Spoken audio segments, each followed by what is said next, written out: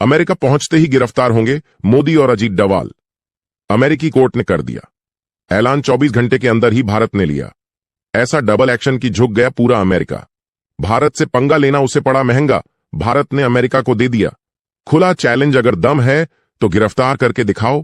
भारत और अमेरिका की दोस्ती के बीच आई इस दरार को देखकर हिल गई पूरी दुनिया। दोस्तों, अमेरिका कब क्या कर जाए ये किसी को नहीं पता। अपनी सुपर पावर की धौंस पूरी दुनिया पर जमाता है, लेकिन अमेरिका को यह शायद पता नहीं है कि भारत पर उसकी एक भी चलने वाली नहीं है। मोदी और अजीत डोवाल को गिरफ्तार करने की बात ही छोड़ो, हाथ तक नहीं लगा सकता। भारत अब ऐसा वैसा देश नहीं है, भारत विश्व गुरु बन चुका है। साथ ही साथ भारत के हाथ में अब वीटो पावर भी आने वाली है। भारत और रूस की दोस्ती और भारत को मिलने वाला वीटो पावर शायद अमेरिका से देखा नहीं जा रहा है, इसीलिए तो अमेरिका बीच में इतना बड़ा बखेड़ा खड़ा करना शुरू कर दिया है। चीन करता तो बात समझ में आती है, लेकिन अमेरिका ने ऐसा कर दिया, इसके बारे में भारत ने कभी सोचा भी नहीं था। दोस्त ने ही सीने में छुरा भोंक दिया। दोस्तों, अभी अभी भारत और अमेरिका को लेकर के एक ऐसी चौंकाने वाली खबर सामने निकलकर आ रही है जिसने पूरी दुनिया को दंग कर दिया है। अमेरिका और भारत की दोस्ती के बीच एक ऐसी दरार आ गई है, इसके बारे में किसी ने कभी सोचा भी नहीं होगा। जिस दोस्ती की मिसाल पूरी दुनिया मानती थी, उस दोस्ती के बीच एक ऐसा तूफान आ गया है जो रुकने का नाम ही नहीं ले रहा है। दरअसल दोस्तों, अमेरिका की कोर्ट ने भारत सरकार और एनएसए अजीत डोवाल सहित रॉ के कई अधिकारियों के खिलाफ नामजद समन जारी कर दिया है, जिसमें कहा गया है कि 21 दिनों के अंदर आपको हाजिर होना है कोर्ट में। अगर आप कोर्ट में नहीं आते तो आने वाले 3 हफ्तों में आपके खिलाफ आगे की कार्रवाई की जाएगी, यहां तक कि गिरफ्तारी की भी नौबत आ सकती है। अब यहां पर सबसे बड़ा सवाल यह उठता है कि आखिर अमेरिका की कोर्ट ने ऐसा किया क्यों है?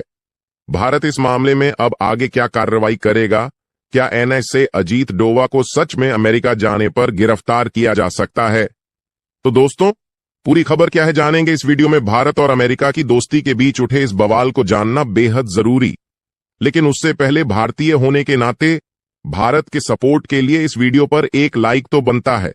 फटाफट वीडियो को लाइक कर दीजिए। दोस्तों, सबसे पहले यह जान लेते हैं कि इस मामले की शुरुआत हुई कहां से।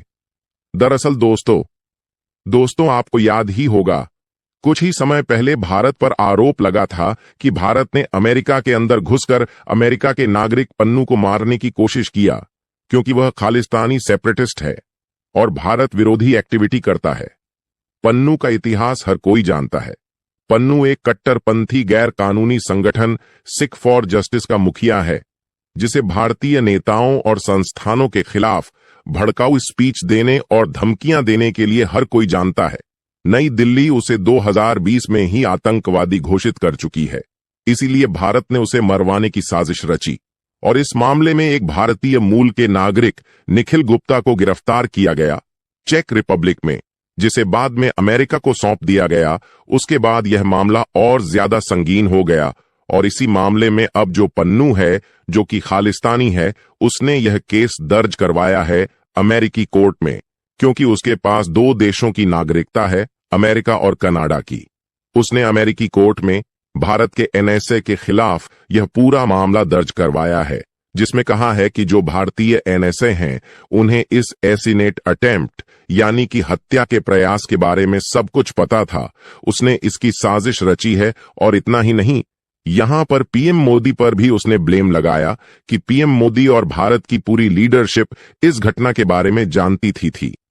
हालांकि पीएम मोदी का नाम अभी तक इसमें नहीं आया है, लेकिन NSA Ajit डोवा farmer raw chief सामंत गोयल रॉ एजेंट विक्रम यादव व्यवसाय निखिल गुप्ता को यहां पर मुख्य आरोपी बताया गया है पन्नू द्वारा कोर्ट में, और इसीलिए अमेरिकी कोर्ट ने यह पूरा समन जारी किया है एनएसए अजीत डोवा सहित सभी लोगों के खिलाफ।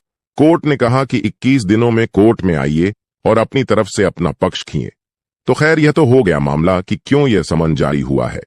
अब सवाल उठता है कि क्या वाकई में ही 21 दिनों के अंदर अगर एनएसए अजीत डोवाल सहित यह रॉ एजेंट अमेरिकी कोर्ट में पेश नहीं हुए तो क्या उनके खिलाफ गिरफ्तारी वारंट जारी होगा? तो दोस्तों आपको बता दें, अमेरिका के लिए यह करना उतना आसान नहीं है, क्योंकि भारत के साथ कई देश खड़े हुए हैं। साथ ही साथ भारत वीटो पावर पाने का सबसे बड़ा दावेदार है और अमेरिका को पता है कि भारत वीटो पावर अगर पा गया तो उसका इस्तेमाल हमारे खिलाफ कर सकता है, हमारे ऊपर कई प्रतिबंध लगा सकता है, जैसा कि हम अभी तक दूसरे देशों पर करते आए हैं। इसके अलावा भारत के एनएसए को डिप्लोमेटिक प्रोटेक्शन मिली हुई है, यहां पर अमेरिकी कोर्ट उन्हें छू भी नहीं सकती। दूसरी बड़ी बात, भारत इस मामले को अब अमेरिकी सरकार के साथ उठा रहा है। आप हमारे एनएसए के खिलाफ इतनी घटिया कार्रवाई कैसे होने दे सकते हैं? आपने इस मामले को कोर्ट जाने से पहले ही क्यों नहीं रोका? इसलिए यह आपका की गलती है। आप ही इस मामले को अब सुलझाएं। यानी मोदी ने जो बाइडेन को अच्छी फटकार लगाई है, जिसके बाद अमेरिकी सरकार के होश ठिकाने आ गए हैं, उन्हें अपनी गलती पर पछतावा हो रहा है और बताया जा रहा है कि अमेरिकी सरकार अब इस मामले में पूरी तरह से इवॉल्व हो चुकी है। उम्मीद है कि दोनों देशों के डिप्लोमेट मिलकर इस मामले को पहले ही सुलझा लेंगे यहां पर ऐसी कोई भी गिरफ्तारी की नौबत नहीं आएगी। लेकिन एक इंटरेस्टिंग बात यह है कि एनएसए अजीत डोवाल पर यह आरोप अमेरिका में पिछले 6 महीने से लग रहे थे।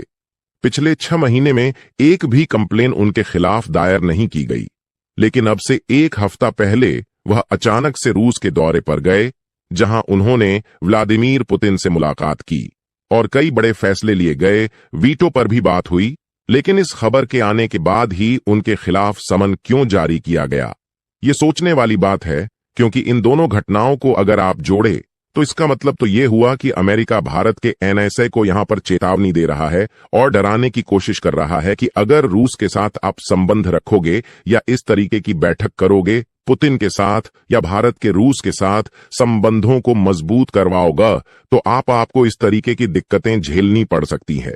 आप हमारे रडार पर हैं, कुछ ऐसा ही लग रहा है फिलहाल तो, क्योंकि जो नॉर्मल प्रोटोकॉल है डिप्लोमेसी को लेकर, उसके अनुसार जब आप किसी दूसरे देश के पॉलिटिशियन या फिर सरकारी ऑफिशियल, यहां तक कि जो डिप्लोमेट्स होते हैं, उनके खिलाफ जब आप इस प्रकार के मामले दायर करते हैं, तो अमूमन जो पुलिस होती है, जो अथॉरिटीज होती हैं, वह पहले एक्सटर्नल अफेयर में से यानी कि विदेश मंत्रालय से अपने देश के क्लियरेंस लेती है, उनसे चर्चा करती है, उसके बाद ही मामले दायर किए जाते हैं।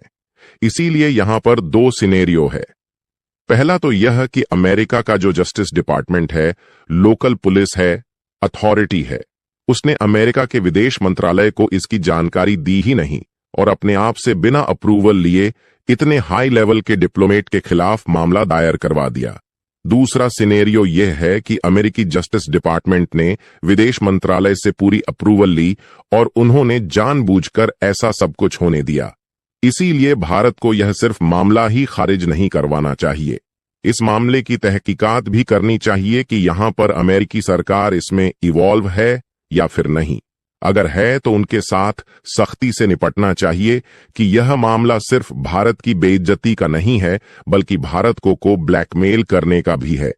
इसीलिए अमेरिका के खिलाफ कुछ न कुछ एक्शन जरूर होना चाहिए। दोस्तों, आपको बता दें, अगर यह मामला यहीं पर शांत हो जाता है तो पीएम मोदी 21 सितंबर को 3 दिवसीय दौरे पर अमेरिका जाएंगे।